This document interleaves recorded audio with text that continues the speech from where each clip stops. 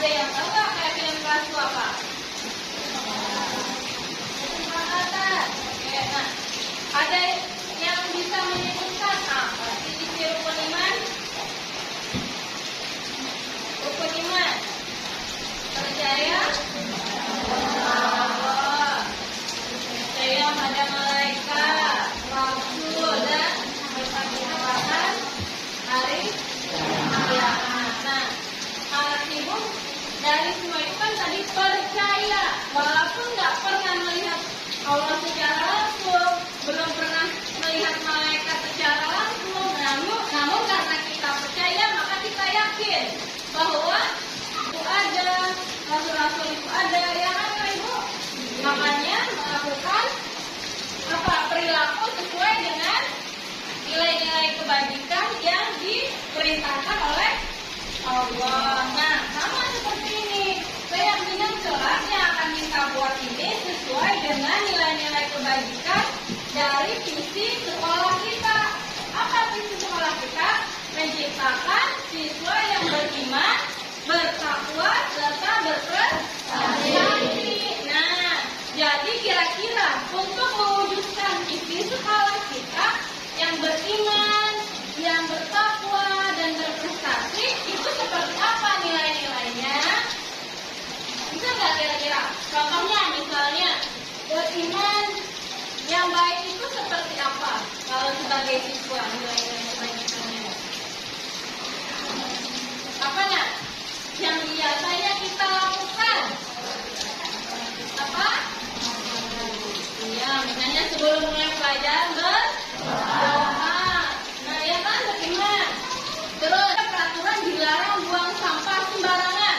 Kenapa sih fungsinya? Bagian dari iman. Terus apa lagi? Supaya tidak jadi banjir, supaya lingkungannya apa? Bersih. Nah, itu nilai-nilai itu yang akan timbul kalau kita percaya atau yakin terhadap suatu hal. Nah, di sini kita anak ibu kan di kelas 7F sekolah fungsinya apa? Belajar. Mau suasananya seperti apa?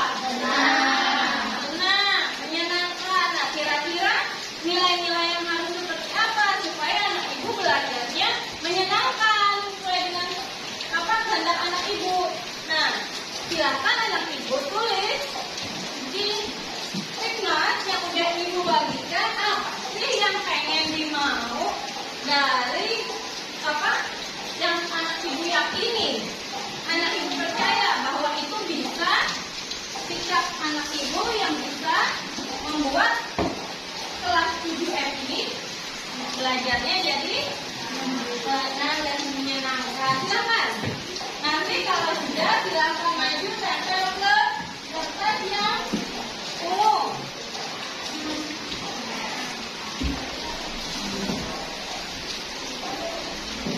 Ayo. Yang sudah boleh langsung tempel terserah. Maju di kertas yang umum.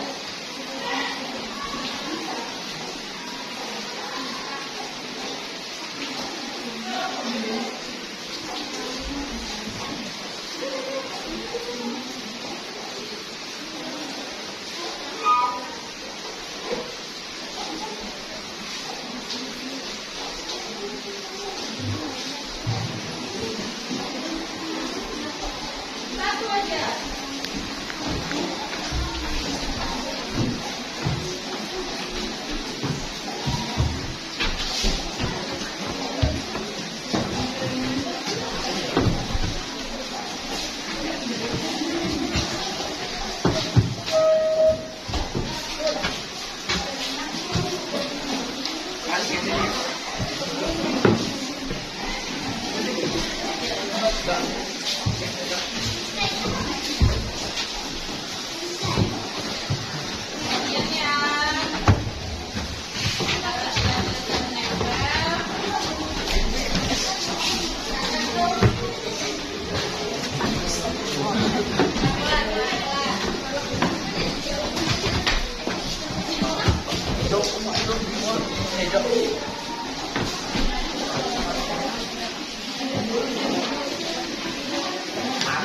Baik,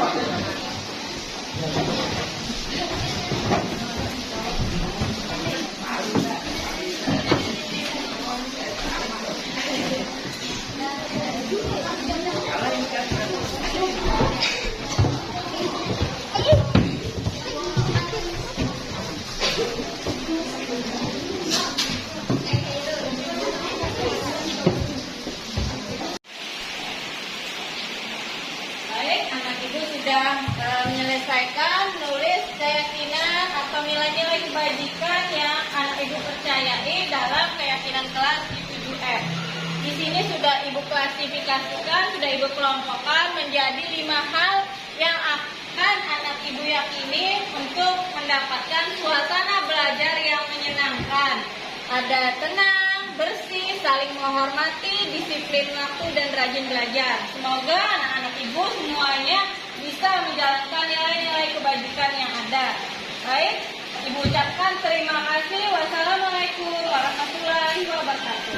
Waalaikumsalam warahmatullahi wabarakatuh.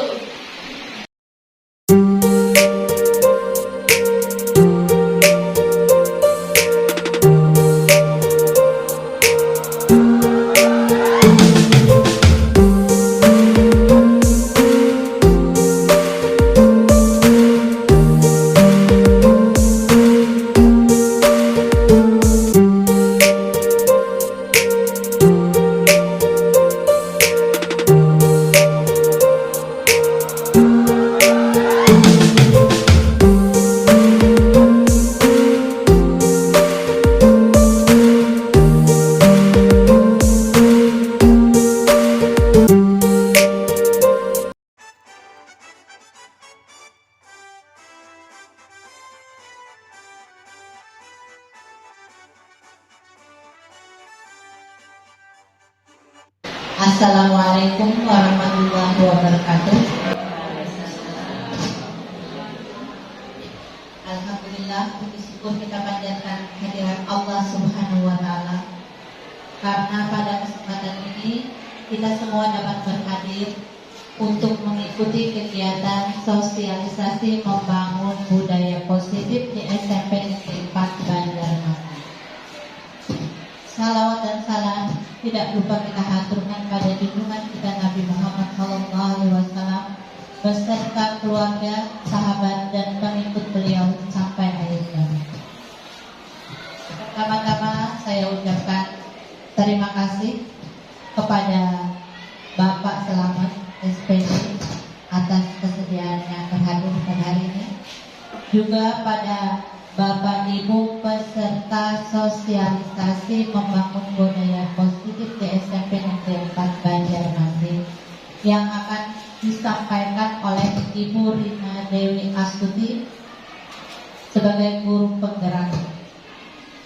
Untuk menghemat waktu, mungkin kita akan memulai acara ini dengan mengucapkan basmalah. Acara kedua, mungkin ada sambutan atau sepatah kata dari Bapak Selamat SPD kepada Bapak. Amin, persilakan. Terima kasih moderator, pembawa acara yang diberikan kesempatan kepada saya untuk memberikan sambutan. Bapak Ibu yang saya hormati, rekan kita ini ada Ibu Rina Dewi Astuti yang akan memberikan sosialisasi tentang budaya positif, di mana kegiatan itu berkaitan dengan kegiatan beliau sebagai guru penggerak.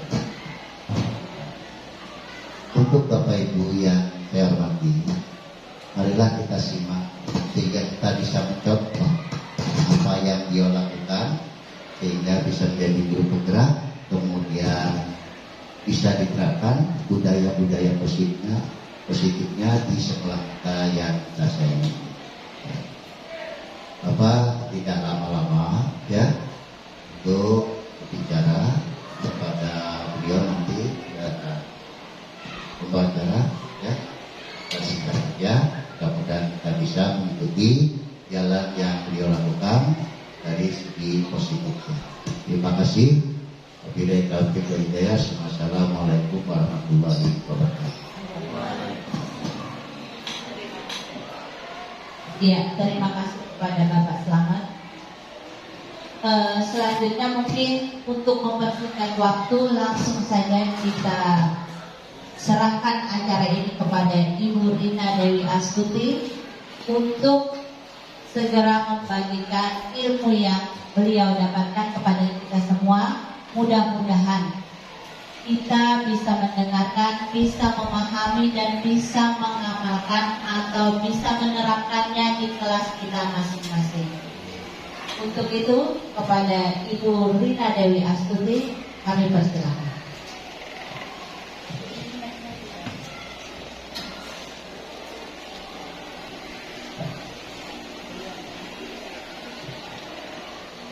Bismillahirrahmanirrahim.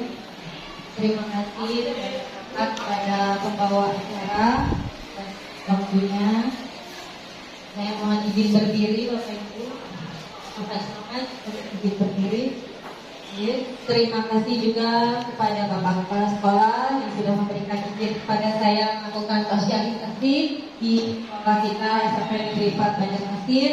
Terima kasih pula kepada Bapak Wakasek Pak Selamat untuk memberikan sambutannya atas acara sosialisasi hari ini, dan terima kasih kepada teman-teman rekan-rekan kerja yang sudah menyediakan waktunya untuk duduk di sini di ruangan ini untuk mengikuti sosialisasi pada hari ini.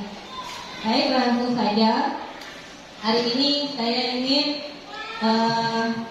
membagi ilmu yang saya dapatkan selama pendidikan di dalam guru penggerak adalah budaya positif, membangun budaya positif.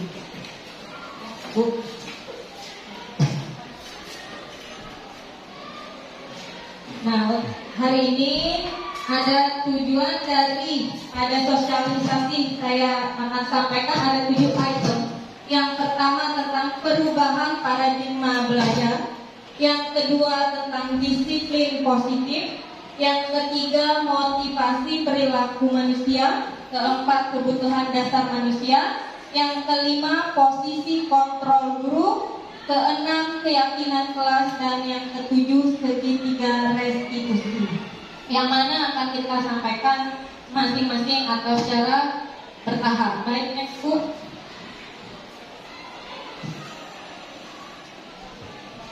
Ya, kita mulai dengan item perubahan paradigma belajar.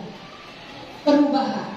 Nah, di sini saya mengutip dari Kurt Thomas tahun 1962, perubahan penting yang terjadi ketika cara berpikir yang biasa tentang atau melakukan sesuatu diganti dengan cara yang baru yang berbeda. Maksudnya seperti apa? Kira-kira perubahan yang seperti apa? Paradigma belajar yang seperti apa yang harus kita lakukan? Mungkin untuk perubahan ini bisa dipakai dengan kebiasaan-kebiasaan. Salah satunya, kita tahu yang namanya sekolah itu tempat menuntut ilmu ya Bapak Ibu ya. Adapun pembiasaan di sekolah kita untuk membangun perubahan paradigma belajar pada diri peserta didik kita sudah mungkin sudah mulai kita terapkan. Contohnya, tiap pagi kita melaksanakan pembacaan Asmaul Husna. Itu juga salah satu pembiasaan untuk perubahan pada diri siswa kita. Terus apa? Sholat zuhur berjamaah. Terus kan nanti ada lagi apa? Ekskul. Itu kan akan membentuk atau merubah kebiasaan-kebiasaan yang awalnya negatif, yang awalnya tidak bisa menjadi bisa. Itulah yang disebut dengan perubahan paradigma. Anak-anak yang tidak tahu menjadi tahu, yang tidak bisa menjadi bisa. Nah, caranya macam-macam tadi, dengan kebiasaan, dengan ekskul, ya kan tadi Bapak Ibu. Next, mulai. Nah, di situ ada foto. Kita semua di sini adalah guru. Mungkin semuanya udah kenal ya Bapak Ibu ya. Foto siapa Bapak Ibu? Iya. Bapak Ki Hajar Dewantara. Beliau adalah Menteri Pendidikan yang pertama, bahkan dengan beliau diberi julukan atau sebutan Bapak Pendidikan kita.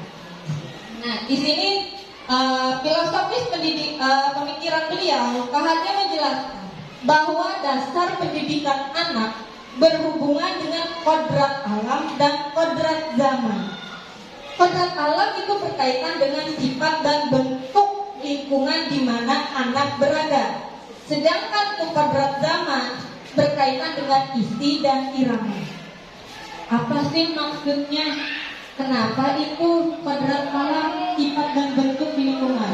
Mungkin Bapak Ibu tahu, yang namanya anak peserta didik tidak hanya dibentuk karakternya, dibentuk oleh sekolah, tapi juga di mana dia tinggal. Salah satunya apa Bapak Ibu? Di rumah. Itu membentuk karakter dia. Terus apa namanya? Lingkungan sekolah. Terus apa lagi Bapak Ibu? Lingkungan bermain. Itu membentuk karakter manusia. Nah, alam itu termasuk kodrat alam. Nah, kita ambil contoh. Kita di sini anak-anak yang mana daerah kita Kota Banjarmasin identik dengan sungai. Jadi mungkin karena kebiasaan lingkungan kita yang dekat dengan sungai, rata-rata anak-anak atau orang-orang di Banjarmasin pandai berenang. Beda dengan daerah-daerah di pegunungan. Karena lingkungan yang membentuknya. Terus jangan heran kalau mungkin Bapak Ibu nanti ketemu sama orang pantai. Kenapa mereka kok ngomongnya nyaring? Apakah mungkin bagi sebagian orang itu terlihat kasar, ngomongnya keras, kencang. Padahal itu sudah kebiasaan mereka yang tinggal di daerah pantai. Kenapa? Mungkin karena lingkungan pantai anginnya deras, kalau mau ngomong ke orang nggak terdengar, jadi harus nyaring. Nah, itu akhirnya apa? Membuat suatu kebiasaan. Itu yang disebut dengan lingkungan, Bapak Ibu. Kodrat alam. Terus kodrat zaman, isi dan irama. Nah, di sini tantangan kita besar juga. Kalau kita bandingkan dengan zaman kita dulu, yang namanya tahu, kita bisa. Tapi kalau zaman sekarang, anak-anak kita, peserta didik kita hidup di zaman revolusi industri, dunia digital, di mana segala sesuatu informasi sangat mudah mereka dapatkan. Nah, namun segala sesuatu pasti mempunyai dua sisi, ada sisi baik, ada sisi buruknya. Sisi baiknya kita bisa melihat ilmu yang atau informasi yang berada jauh di luar jangkauan kita, namun sisi buruknya itu tadi mereka bisa kebablasan. Nah, di sini peran kita Bapak Ibu sebagai seorang guru, bukan itu mengatakan itu jelek, tapi kita mengarahkan, menanamkan nilai-nilai kebajikan pada peserta didik kita. Oh, ini nak boleh main HP, boleh main game, tapi ada batas-batasnya. Oh, ini yang harus, oh ini yang tidak. Bahkan anak-anak kadang gini, Bu, ulun dia saya nyari informasi jawaban di Google gini Bapak Ibu. Jadi terus jawaban kita apa? Gak boleh, salah misalnya, karena gak sesuai sama buku ibu. Itu kan kalau bisa dihindari ya Bapak Ibu. Jadi mereka hidup di zaman digital, silakan, tapi kita kenapa Bapak Ibu? Iya, mengawasi Bapak Ibu, kita mengawasi daripada perkembangan atau karakteristik siswa kita. Itu makanya kan zaman sekarang yang namanya kurikulum ya bukan dituntut hasil, tapi yang dilihat adalah proses di sini yang peran kita yang paling penting Bapak Ibu sebagai seorang pendidik. Kemudian, nah, adapun langkah-langkah yang bisa kita lakukan untuk melakukan perubahan adalah mengubah mindset kita. Jangan susah, aku gak mau lagi belajar, pokoknya ilmu yang ada di saya itu paling bagus, tidak mau lagi membuka wawasan yang lain. Jadi ubah mindset kita Bapak Ibu. setelah kita merubah, kita juga bisa merubah mindset anak-anak kita. Terus yang kedua, peka terhadap potensi anak. Ini Bapak Ibu. Nah tadi saya bicara proses. Mungkin ya Bapak Ibu ya, kita ini sebagai guru bukan seorang psikolog, namun kita kadang di dalam kelas tahu, oh ini anak yang mungkin cakap intelektualnya, oh ini anak cakap keterampilannya. Nah, apakah anak misalnya ini dia dikatakan lemah di dalam kognitif, namun dia bagus di psikomotor. Apalagi ini kan baru-baru beberapa hari lalu sekolah kita menang juara 1 futsal. Berarti secara psikomotor anak ini punya keterampilan. Namun orang-orang ini dilihat dari nilai kognitifnya, kecakapan intelektualnya rendah. Bukan berarti anak ini bodoh Bapak Ibu. Namun ya itu tadi, potensi dia bukan di sini. Nah, tugas kita ini menanamkan lagi keyakinan ke dalam diri anak tersebut bahwa anak ini tidak harus, ibu tahu bakat anak ibu di sini, namun harus juga diimbangi dengan juga harus tetap belajar matematika juga, belajar IPS juga dan lainnya. Tidak hanya keterampilannya aja yang dibagusin, seperti itu Bapak Ibu. Terus yang selanjutnya, menciptakan suasana kelas menyenangkan. Ada mungkin ya Bapak Ibu, kita ada mendengar, bosan, ibunya ceramah, bosan, ngantuk, akhirnya ya kan dia ngomong sendiri. Nah, di sini tugas kita menciptakan suasana kelas yang menyenangkan. Bisa jadi kita pakai metode atau model pembelajaran yang berbeda-beda. Seperti itu Bapak Ibu. Selanjutnya, pembelajaran yang berpusat pada anak. Ini maksudnya ya tadi Bapak Ibu, anak yang cakap intelektual dengan anak yang cakap psikomotornya itu cara pembelajarannya berbeda Bapak Ibu. Ada anak yang suka ngomong, itu bisa dia bagus dalam hal mengemukakan pendapat. Jangan disamakan dengan anak yang pendiam cara belajar. Jadi pendekatan ini yang harus kita cari tahu. Jadi kita harus berpusat pada anak, apa yang dibutuhkan anak-anak kita. Karena setiap anak memiliki karakteristik yang berbeda-beda. Seperti itu. Next Bu. Nah, sekarang tentang disiplin positif. Menurut Bapak Ibu, dengan adanya satu kata kalimat disiplin yang terlintas di kepala Bapak Ibu tentang apa? Apa? Kepatuhan. Oke, ada lagi Bapak Ibu. Dari kata disiplin itu, selain dari kepatuhan ada lagi. Sesuai prosedur. Oke, sesuai prosedur. Ya, apa sih itu disiplin? Kaitannya dengan aturan ya, kepatuhan dan sesuai prosedur. Nah, di sini sekarang ada sebuah ilustrasi Bapak Ibu.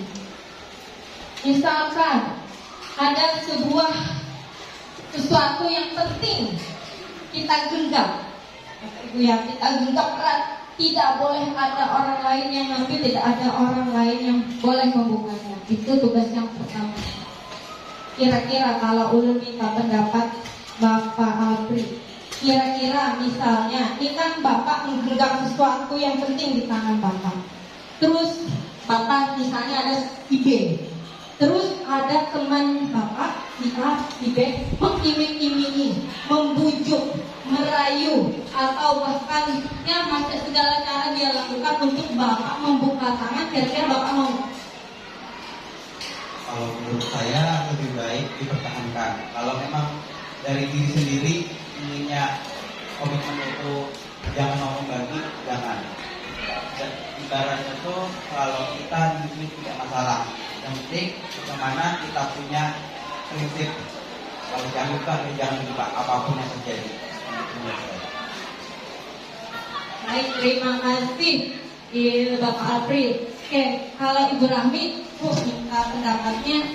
Kalau Ibu menggenggam sesuatu yang penting, terus ada teman ibu yang ingin merayu ibu, buka tanganmu, ingin tahu sesuatu yang kita ibu, kira-kira ibu mau membukanya tidak? Untuk membuka atau tidak itu tergantung dengan situasi, tergantung dengan permintaan apa yang menginginkan apa dari kita dalam keluarga ini. Kalau memang nggak sesuai kita bisa buka, tapi kalau tidak sesuai kita akan dadakan. Baik, terima kasih. Baik, jadi tadi Pak Apri, saya tidak akan membuka, itu komitmen dalam diri saya. Pokoknya apapun, iming-iming apapun, saya tidak akan membukanya ya Bapak. Terus Ibu Rahmi pun seperti itu. Kami dapat Ibu Rahmi tergantung dari kepentingan yang ingin membuka apa yang ada di genggaman saya tadi. Benar Pak Ibu. Nih, yang ketiga, dalam kegiatan ini sesungguhnya siapa yang memegang kendali atau kontrol untuk membuka dan menutup kepalang tangan ini tadi, siapa Bapak Ibu? Diri sendiri. Jadi seperti kata Alfred, biarpun iming-imingnya tinggi, apapun rayuannya, kalau saya berkomitmen kita akan membuka, maka ini tidak akan terlepas dari genggaman tangan saya.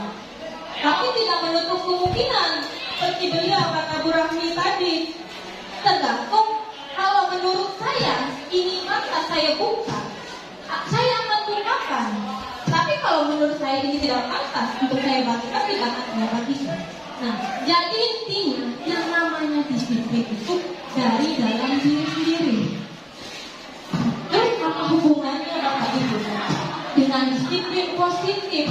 Tadi kan kaitannya dengan sesuai prosedur, kepatuhan. Nah, kita lihat anak-anak kita sekarang punya aturan, ya Bapak Ibu ya, kita bikin peraturan. Kok masih ada kita temukan anak-anak yang masih melanggar peraturan tersebut?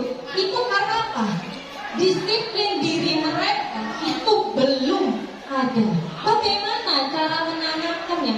Mereka harus ada yang namanya keyakinan di dalam diri mereka. Sebenarnya apalagi untuk anak-anak kita sudah termasuk usia remaja, mereka bisa membedakan ini benar atau salah, ini baik atau tidak, karena itu sebenarnya tahu. Nah, bagaimana kita membangun apa keyakinan yang ada di dalam diri tersebut? Nah, seperti itu Bapak Ibu. Jadi intinya disiplin itu tergantung dari diri sendiri. Baik, mulai ada tahapannya. Disiplin positif bisa kita ajarkan penerapannya supaya anak dapat bertanggung jawab untuk menumbuhkan kesadaran diri dengan menerapkan nilai-nilai kebajikan. Terus yang selanjutnya, lebih ke arah disiplin yang dapat mengontrol diri dalam melakukan segala tindakan. Mikir dulu sebelum melakukan segala sesuatu.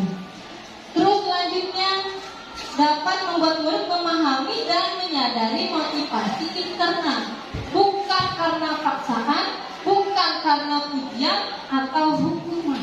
Itu yang bagusnya. Bagaimana kita membangun kesadaran diri dari masing-masing peserta didik kita, itu yang kita harapkan. Selanjutnya, nah, motivasi perilaku manusia itu biasanya ada yang dari eksternal, ada dari internal. Yang dari eksternal, dia bisa melakukan perilaku itu untuk menghindari hukuman. Dia melakukan itu karena menghindari hukuman. Ya tadi kepatuhan, ya kan? Daripada aku nggak mengerjakan ini, nggak melakukan ini, nanti aku dihukum. Akhirnya aku kerjakan saja supaya tidak dihukum. Berarti menghindari hukuman. Terus penghargaan. Oh iya, aku melakukan ini karena aku nanti dapat penghargaan dari Bapak Ibu guruku. Jadi apa yang aku lakukan itu adalah sesuatu motivasi yang berasal dari eksternal atau luar dari diri peserta didik kita. Yang bagus itu adalah internal Bapak Ibu. Menjadi manusia yang merdeka. Dia sadar diri sendiri. Oh, aku datang ke sekolah harus tepat waktu. Supaya apa? Supaya aku tidak ketinggalan pelajaran, oh aku tidak terkena macam atau segala macam, itu dimulai dari dalam diri Bapak. Kalau dari hukuman, besok-besok mereka bisa ngulang lagi. Atau penghargaan, nanti dia akan selalu ingin mendapat iming-iming. Nah, saya mau minta pendapat Bapak Ibu. Menurut Bapak Ibu, hukuman atau penghargaan ini perlu atau tidak? Mungkin Pak Haidir bisa pendapatnya, saya minta.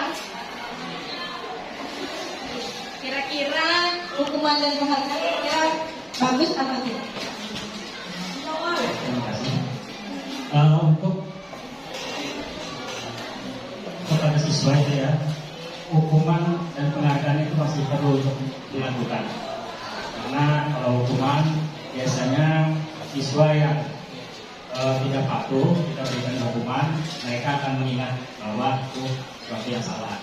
Dan kemudian penghargaan itu juga siswa yang berperilaku baik, kita berikan penghargaan. Ya, mereka begitu mengetahui itu adalah satu hal yang baik. Gitu. Jadi bagus saja ya Bapak Ibu ya. Baik, terima kasih Pak Haidir. Mungkin ada lagi Ibu Lina, minta pendapatnya. Tadi kan Pak Haidir bagus. Kalau menurut Ibu Lina, hukuman dan penghargaan itu bagus. Ya, menurut saya hukuman dan penghargaan patut diberikan tergantung apa yang dilakukan oleh siswanya. Mungkin hukuman bagi yang siswa yang melanggar dapat kita berikan hukuman yang sesuai apa yang sudah dilakukannya, begitu pun dengan penghargaan. Baik, terima kasih Bu Lina. Jadi di sini mungkin Bapak Haidir dan Bu Lina menganggap bahwa hukuman itu memang perlu. Ya. Nah, sebelumnya tadi kan saya bilang itu adalah faktor eksternal. Biasanya yang namanya hukuman itu dibuat oleh orang luar, maksudnya pihak luar, bukan dari diri sendiri. Ya kan yang namanya hukuman. Beda dengan yang namanya konsekuensi, Bapak. Kalau konsekuensi itu dia sendiri yang sadar dan dia sendiri yang harus melakukan apa yang kamu lakukan itu. Misalnya, oh saya lakukan itu salah, berarti apa yang harus membuat konsekuensi itu namanya. Nah, alangkah lebih bagusnya kita hindari itu hukuman, namun kita terapkan konsekuensi. Bagaimana membangun konsekuensi? Pembahasan selanjutnya. Baik, next, mulailah. Kita kenali dulu 5 kebutuhan dasar manusia. Yang pertama, kebutuhan untuk bertahan hidup. Baik, makan, minum itu kan pasti. Ya. Terus yang kedua, kasih sayang dan rasa diterima. Itu pasti dibutuhkan oleh setiap manusia. Yang ketiga, kebebasan. Yang keempat, kesenangan. Dan yang kelima, penguasaan.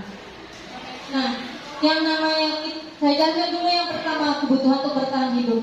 Kadang Bapak Ibu ya, ini mungkin ada kita temui, oh apa namanya, ada anak yang mengambil bekal temannya. Kita hanya melihat dari satu sisi, oh anak ini nakal, ya kan, salah. Jangan hanya melihat dari satu sisi.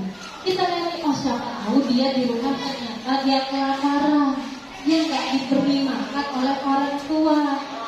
Nah, apakah kita harus menjudge atau menyalahkan anak tersebut, Bapak Ibu?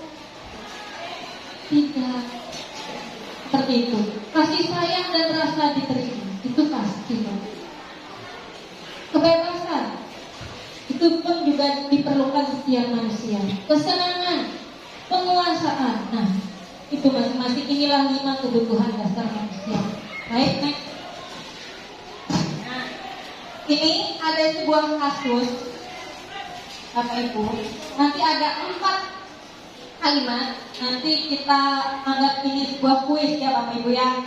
Di sini ada sebuah kasus. Tahun ini si Dimas genap berusia 17 tahun. Ia senang sekali ketika ayahnya mulai mengajarkan cara menyetir mobil. Setiap akhir pekan ia berlatih menyetir. Ia terlihat senang sekali berlatih sampai akhirnya ia bisa menyetir mobil dengan baik dan benar.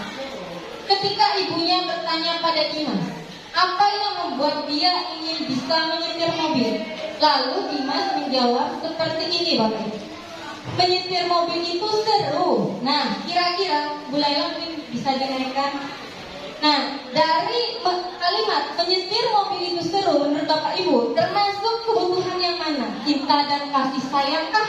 Penguasaankah? Kesenangan atau kebebasan Bapak Ibu? Kesenangan. Oke, kita lihat jawabannya. Next. Iya, kesenangan. Nah, dengan kalimat kita bisa mengetahui kebutuhan peserta didik kita. Baik, selanjutnya, kalimat selanjutnya. Biar bisa jalan-jalan naik mobil sama teman-temanku. Kasih Dimas. Kebebasan. Ya. Pak Heru, apa Pak Heru? Kebebasan. Oke. Next. Kalian. Cinta dan kasih sayang. Supaya apa disayang teman-temannya? Dia punya teman-teman.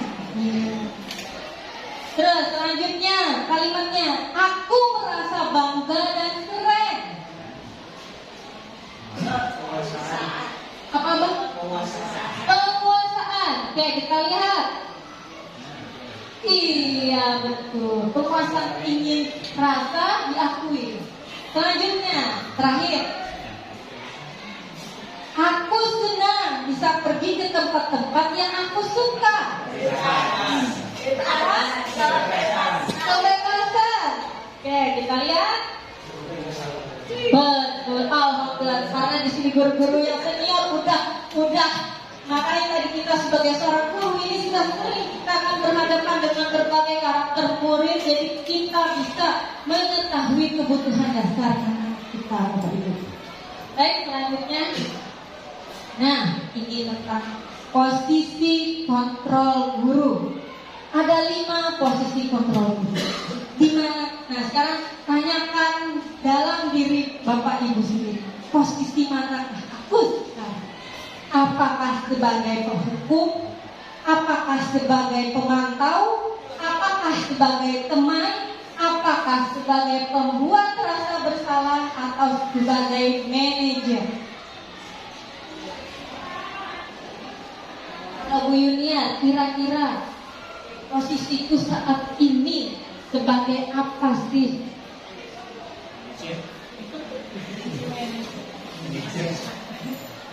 Pemantau. Bu Yunia sebagai pemantau. Nah, saya tanya ke Ibu. Saat ini saya sebagai manajer. Baik. Atau satu lagi Bapak Selamat.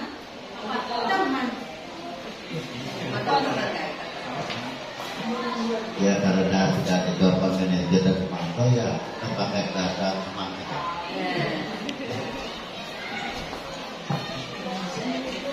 Mantap.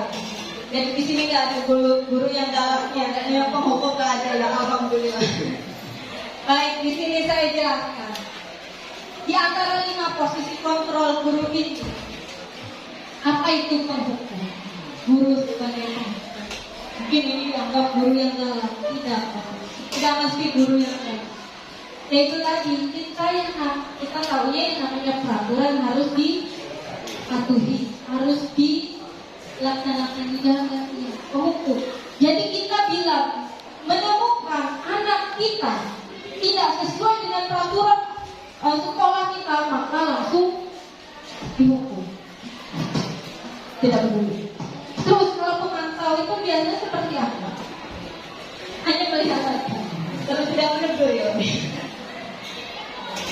Pemantau di sini Bapak Ibu biasanya anak kita ini tahu, oh kira-kira saya ini udah banyak salah nih, banyak dapat poin tugas ada kerjakan, sering terlambat, kira-kira nanti saya akan dihukum oleh ibu ini, akan dihukum oleh bapak ini.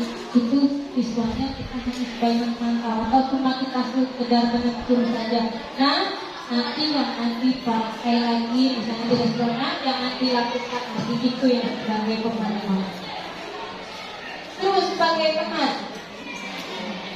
teman itu kan ya mungkin kadang kita anak-anak suka itu kita curhat ke kita apa segala, mungkin dilihat dari positifnya karena bagus, namun posisi guru sebagai teman itu ada dampak negatif. Kenapa? Karena anak jadi bersifat dia tidak bisa membuat keputusan sendiri. Segala sesuatu dia selalu tergantung terhadap gurunya. Sedangkan kita ingin tujuan niat kita, visi kita adalah menjadikan peserta didik kita adalah manusia yang merdeka. Yang namanya merdeka, dia mampu berdiri sendiri, dia bisa membuat keputusan sendiri, dia tahu yang mana itu baik untuk dirinya dan buruk untuk dirinya. Nah, jadi posisi teman pun juga tidak atau kurang baik. Hukum tadi, itu tadi.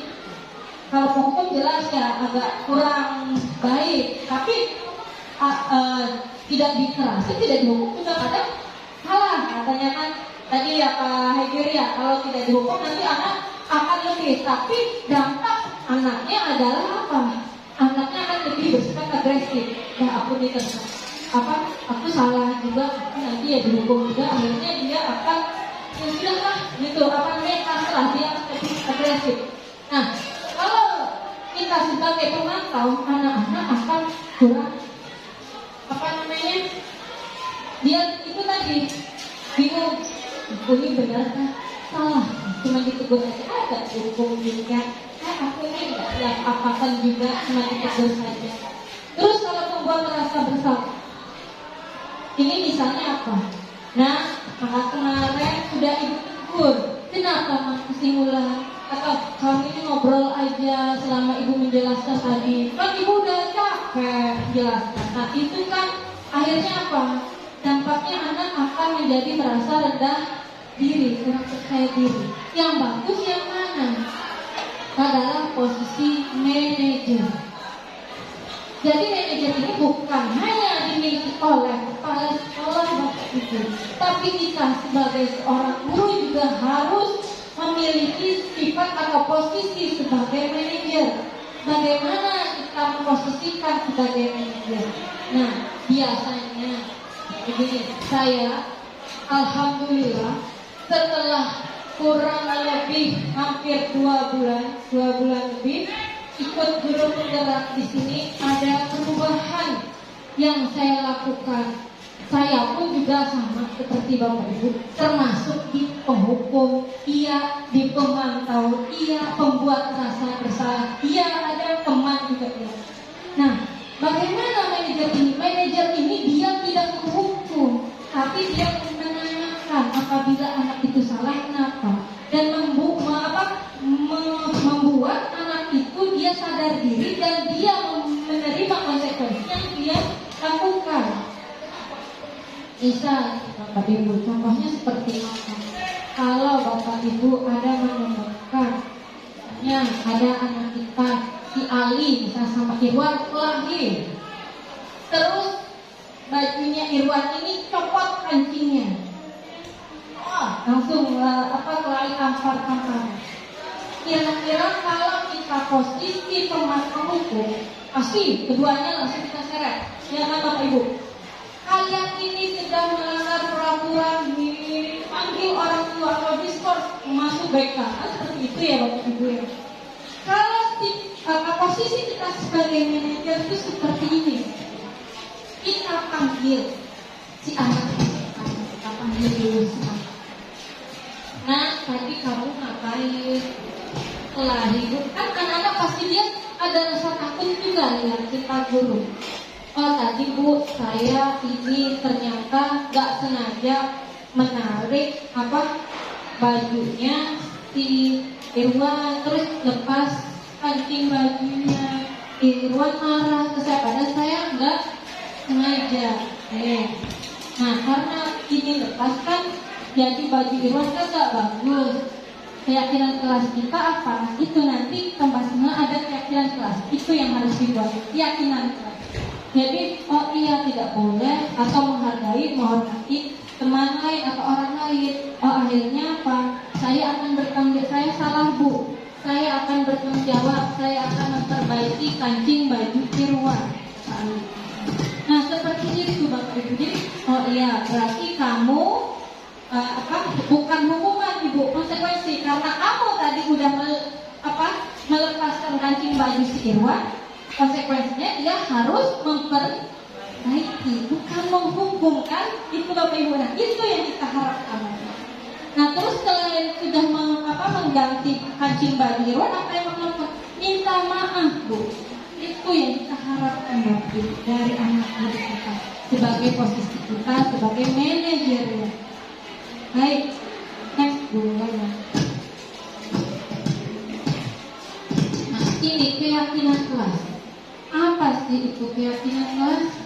Adalah salah satu disiplin positif yang bisa kita terapkan dalam membangun budaya positif di sekolah.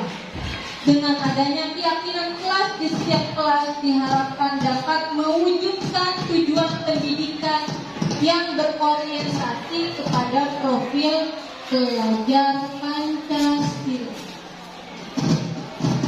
Atau mungkin Bapak Ibu ada yang tahu profil pelajar Pancasila ada apa saja atau ada berapa macam?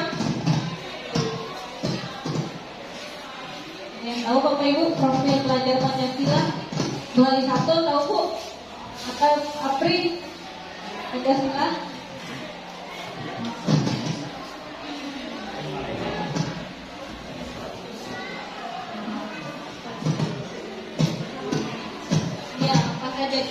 Yaitu beriman dan bertakwa. Terus dan lagi apa? Gotong royong. Apa lagi Ibu? Kerja sama. Iya. Next mulailah. Nah ini yang kita harapkan ada dalam diri peserta didik kita. Profil pelajar Pancasila yang beriman, bertakwa kepada Tuhan yang Maha Esa dan berakhlak mulia, yang selanjutnya berkebinekaan global, bergotong royong, kreatif, bernalar kritis, dan mandiri.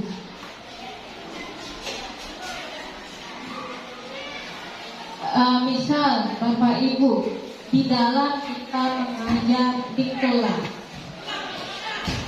ada anak yang tidur di kelas saat Bapak Ibu mengajar. Kira-kira apa yang Bapak Ibu lakukan? Kali satu ya, memberi pendapat. Enggak apa-apa, di sini enggak ada benar atau salah. Kalau saya yang pertama dulu melakukan disuruh ditemukan atau pernah juga jalankan. Terima kasih Bu Alisatun. Jadi disuruh dulu ya Bapak Ibu. Ya benar, sudah ada beberapa tahapannya benar yang dilakukan Ibu Alisatun. Kita suruh beli anaknya cuci muka dulu, terus dari biasa. Satu lagi Bapak Ibu seharusnya Ibu terapkan. Nanti ada yang disebut dengan restitusi. Ibu pernah memanggil anak tersebut dua-duaan, maksudnya itu 4 mata ngobrol. Harus cari tahu dulu, jangan langsung ditanyakan kenapa mungkin kan kita tidak tahu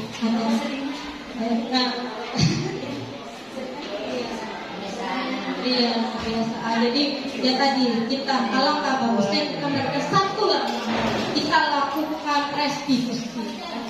Dan tadi restitusi. Tapi sebelum restitusi itu kita adakan tadi keyakinan kelas, bukan peraturan, keyakinan kelas. Oke, sampai keyakinan kelas ada yang ingin ditanyakan dulu atau ada yang bertanya? Dari tadi saya ngobrol aja kita saja atau ada yang ingin bertanya? Oke Ibu, dilihat nanya. Oh tidak ada.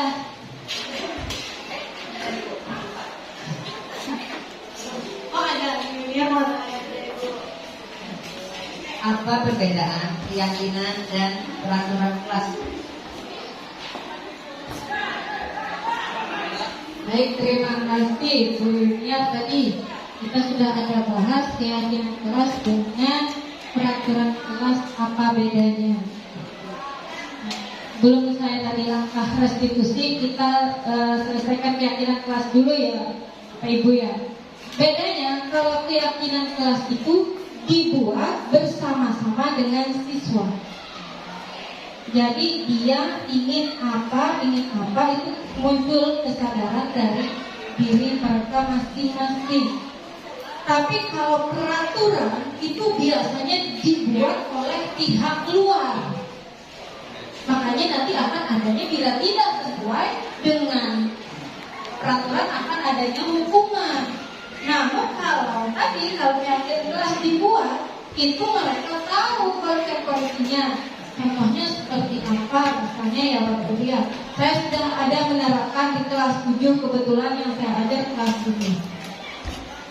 Di awal pembelajaran, misalnya ini kan awal semester biasanya, saya akan bikin keyakinan kelas dengan cara apa? Diskusi dengan siswa-siswa. Misalnya apa? Saya nanya anak-anak untuk belajar pembelajaran Ibu apa yang ingin anak Ibu mau? Bu, saya mau kelas yang tertib. Nah, kalau ingin kelas yang tertib berarti harus apa? Datang tepat waktu. Datang tepat waktu. Terus apa lagi nak? Supaya tertib, kalau guru menjelaskan Bu, tidak ada yang boleh ngobrol. Oke. Apapun pendapatnya, dia pasti memberikan pendapat-pendapat yang menurut mereka yakini itu benar. Nah, itu yang disebut dengan keyakinan kelas. Oke, baik. Nah, kira-kira setelah kita kumpulkan dari pendapat-pendapat mereka, kira-kira baru kita buat kesepakatan kelas. Kalau ada yang melanggar, apa konsekuensinya nak? Kalau misalnya kan, Bu, ini tertib supaya tidak kelas. Nanti mereka sendiri, Bu, nanti kalau ada yang selamat berdiri di depan kelas selama 5 menit. Atau misalnya, Bu, inginnya kelas yang nyaman. Yang nyaman berarti bersih, kan termasuk. Berarti kalau ada Ibu temukan sampah, apa yang harus konsekuensi yang dikatakan? Oh iya Bu, berarti kami harus memungut misalnya 100 sampah. Seperti itu. Akhirnya apa? Bagaimana dia sadar akan tidak melakukan itu, maka dia tidak akan mendapatkan konsekuensi. Jadi seperti tadi kasus yang sering tertidur tadi ya Bu ya. Boleh Ibu bangun atau bikin kesepakatan dengan keyakinan kelas tadi. Jadi hanya setelah Ibu panggil, kan Ibu sebagai manajer ya, di posisi kita posisikan sebagai manajer ya, manajer, kita panggil sesuatu. Keyakinan kelas kita itu kira-kira boleh nggak tidur di kelas? Dia pasti bilang tidak, karena kan kalau bagus lagi ditempel Bapak Ibu. Keyakinan kelas yang sudah dibuat ditempel di kelas. Nah, dia bilang tidak Bu. Jadi kenapa kamu pidana pada saat Ibu menjelaskan seperti karena kamu sudah ini konsekuensi apa yang harus kamu lakukan? Nah, seperti itu. Baik, next. Nah, ini tadi.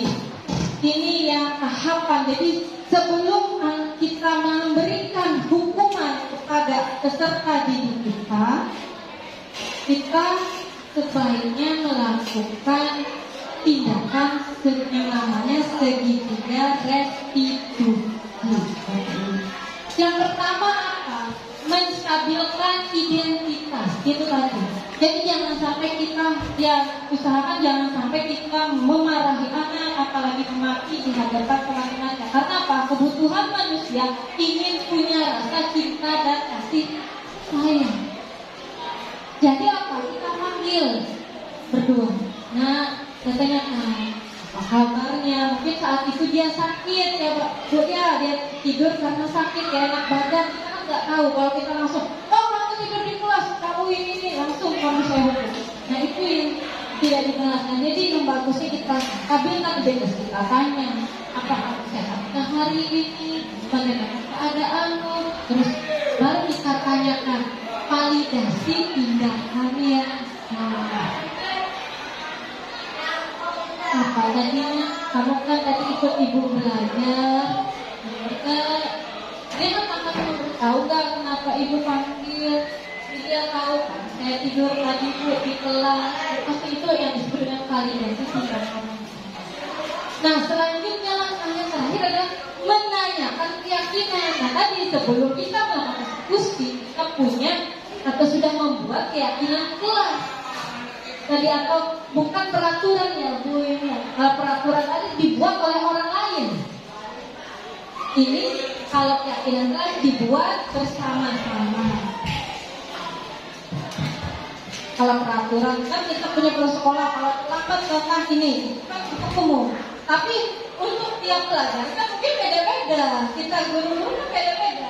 Atau misalnya, Bu, saya pengen bosan Bu belajar ingin yang menyenangkan, kita ajak Bapak Ibu belajar di lapangan sambil duduk-duduk di bawah pohon. Itu apa? Boleh. Nah jadi kita tanyakan keyakinannya, kenapa kamu salah? Oh ya seperti tadi kan yang saya contohkan ada kasus Ali dan Imran yang kelahi tadi. Nah akhirnya dia sadar sendiri, oh ya aku saya akan minta maaf kepada temannya yang yang sudah dijahili, terus saya akan bertanggung jawab memperbaiki baginya. Seperti itu Bapak. Nah jadi inilah tahapan-tahapan. Semua ini saling berkesinambungan, mulai dari menerapkan disiplin positif atau kesadaran kemauan dari dalam diri masing-masing peserta didik, hingga kita mengenali kebutuhan dasar daripada manusia atau peserta didik kita, hingga kita memposisikan kontrol kita sebagai seorang guru, hingga melaksanakan keyakinan kelas, juga menerapkan segitiga restitusi, maka akan terciptalah budaya yang positif di sekolah kita. Semua ini pun juga tidak akan bisa terlaksana apabila kita juga punya namanya isi sekolah, Bapak Ibu. Nah, untuk tujuan akhir kita yang isi sekolah ini tadi, untuk menuju ke isi sekolah ini, kita tidak bisa hanya 1-2 orang guru, tidak bisa Bapak Ibu. Dengan apa kita? Dengan kerjasama kita dari seluruh lingkup yang ada di sekolah ini. Tidak hanya ini tugas oleh kepala sekolah, tidak Bapak Ibu, atau ini tugas Wakasek saja, tidak Bapak Ibu.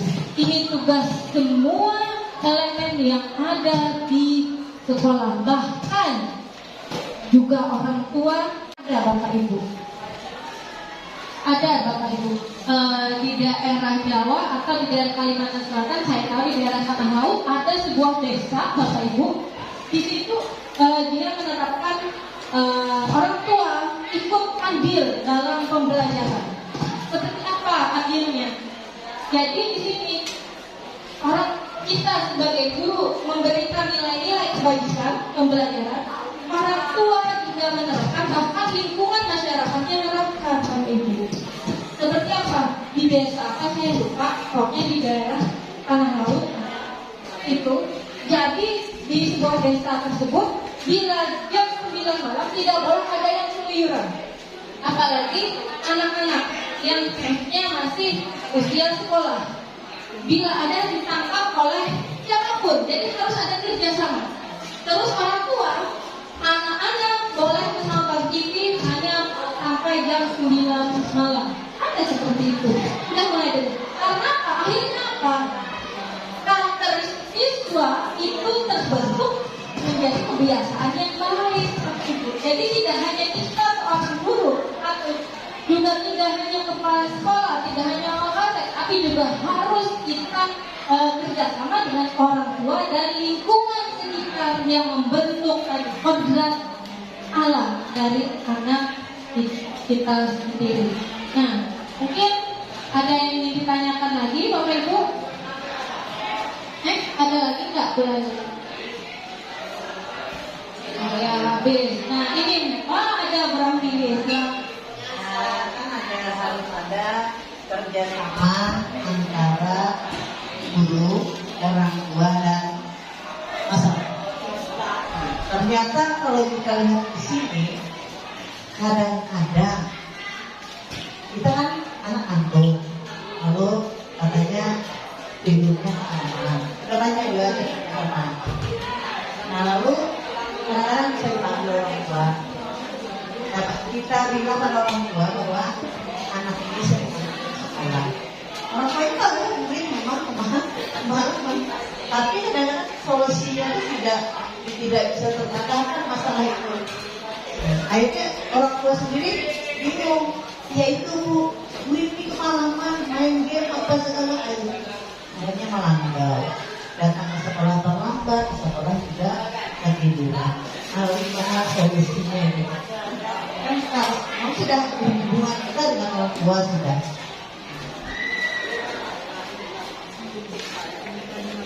Baik, terima kasih Bu Rahmi pertanyaannya.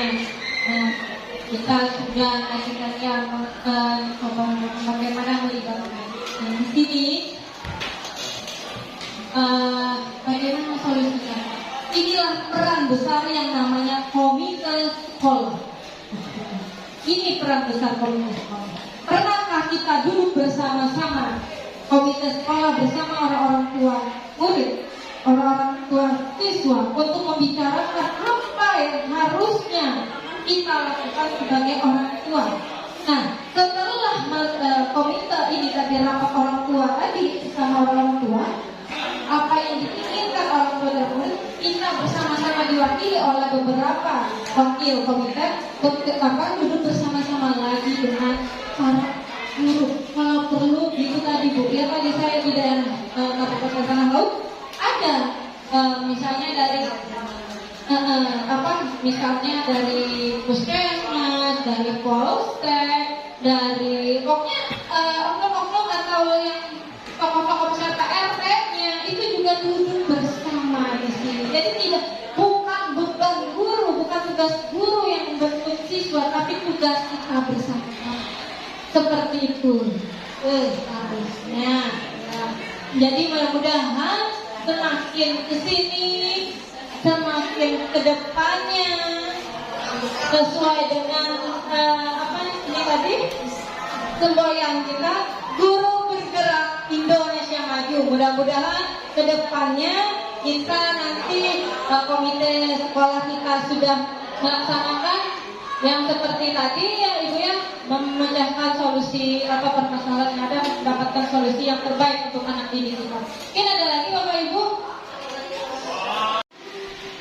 Baik, karena sudah tidak ada pertanyaan lagi, jadi Bapak Ibu, saya ingin menampilkan video di kelas yang pernah saya buat bersama anak-anak dalam membuat keyakinan kelas di kelasnya. Baik, selamat menyaksikan. Kita hari ini buat keyakinan kelas untuk kelas 7F. Anak Ibu, ada yang tahu nggak keyakinan kelas itu apa?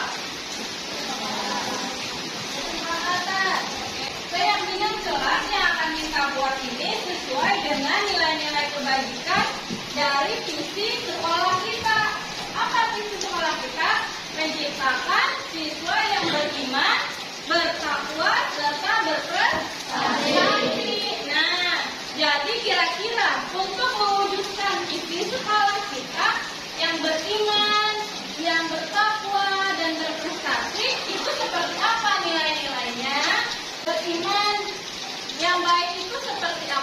kalau sebagai siswa nilai-nilai kebajikannya? Apa nak? Yang biasanya kita lakukan? Apa? Iya, misalnya sebelum mulai pelajaran berdoa. Nah, ya kan, bagaimana? Terus peraturan dilarang buang sampah sembarangan. Kenapa sih fungsinya? Bagian dari iman. Terus apa lagi? Supaya tidak terjadi banjir, supaya lingkungannya apa? Bersih. Nah, itu nilai-nilai itu yang akan timbul kalau kita percaya atau yakin terhadap suatu hal. Nah, di sini kita anak ibu kan di kelas 7F sekolah fungsinya apa? Belajar. Mau suasananya seperti apa? Tenang, menyenangkan. Nah, kira-kira nilai-nilai yang harus seperti apa supaya anak ibu belajarnya menyenangkan sesuai dengan apa kehendak anak ibu. Nah, silakan anak ibu tulis di Tikmat yang udah ibu bagikan apa sih yang pengen dimau dari apa yang anak ibu yakini, anak ibu percaya bahwa itu bisa sikap anak ibu yang bisa membuat kelas 7F ini belajarnya jadi tenang dan menyenangkan. Silakan.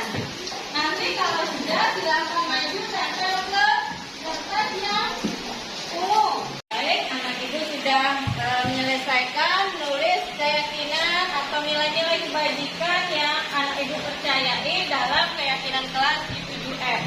Di sini sudah ibu klasifikasikan, sudah ibu kelompokkan menjadi 5 hal yang akan anak ibu yakini untuk mendapatkan suasana belajar yang menyenangkan. Ada tenang, bersih, saling menghormati, disiplin waktu, dan rajin belajar. Semoga anak-anak ibu semuanya bisa menjalankan nilai-nilai kebajikan yang ada. Baik, ibu ucapkan terima kasih. Wassalamualaikum warahmatullahi wabarakatuh. Ya, kalau sudah mungkin kita cukupkan sampai di sini. Terima kasih atas masukannya. Kalau ada salah kata, saya mohon maaf. Saya akhiri. Wabillahi taufiq wal hidayah. Wassalamualaikum warahmatullahi wabarakatuh.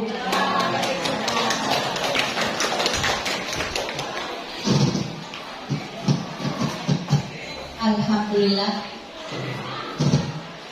kita telah mendengarkan bersama-sama sosialisasi dari Ibu Rina Dewi Astuti tentang bagaimana caranya membangun budaya positif di sekolah kita di SMP Negeri 4 Banjarmasin. Alhamdulillah, sekali lagi kami ucapkan terima kasih kepada Ibu Rina yang telah membagikan ilmunya untuk kita semua. Mudah-mudahan kita yang telah berhadir di sini juga bisa menularkan apa yang sudah diberikan oleh Ibu Rina pada hari ini kepada teman-teman yang lain yang mungkin pada kesempatan ini tidak bisa berhadir di sini. Harap semoga ilmu yang diberikan oleh Ibu Rina ini atau ilmu yang dibagikan oleh Ibu Rina pada hari ini bermanfaat untuk kelancaran pembelajaran kita di SMP Negeri 4 Banjarmasin. Mudah-mudahan apa yang sudah kita terima hari ini menjadi amal kebajikan pada Ibu Rina dan pada kita semua, bermanfaat untuk sekolah kita dan untuk anak-anak kita semua. Demikian, terima kasih atas kehadiran Bapak Ibu semua. Saya sebagai pembawa acara di sini mohon maaf kalau dalam penyampaian saya ada hal-hal atau kata-kata yang kurang berkenan. Akhirnya saya akhiri dengan alhamdulillah. Wabillahi taufiq wal hidayah. Wassalamualaikum warahmatullahi wabarakatuh. Assalamualaikum warahmatullahi wabarakatuh. Bismillahirrahmanirrahim. Alhamdulillahirabbil alamin. Wassalatu wassalamu ala asrofil anbiya'i wal mursalin wa ala alihi washabihi ajma'in. Saya Ahmad Riyadi SPD MPD selaku Kepala Sekolah SMP Negeri 4 Banjarmasin memberikan dukungan penuh kepada Ibu Rina untuk menjalankan tugasnya sebagai guru penggerak, menularkan ilmu pengetahuannya kepada rekan-rekan guru di SMP Negeri 4 Banjarmasin, dapat memberi perubahan kepada kemajuan SMP Negeri 4 Banjarmasin, dan diharapkan Ibu Rina nantinya bisa menjadi pioner-pioner baru yang bisa menggerakkan sekolah ini menjadi lebih maju, lebih baik, dan juga bisa mengimplementasikan pengetahuannya dalam mengajar kepada siswa-siswi SMP Negeri 4 Banjarmasin. Saya berharap banyak pada Ibu Rina, tentunya bisa memberikan kepada teman-temannya penularan-penularan ilmu yang bermanfaat.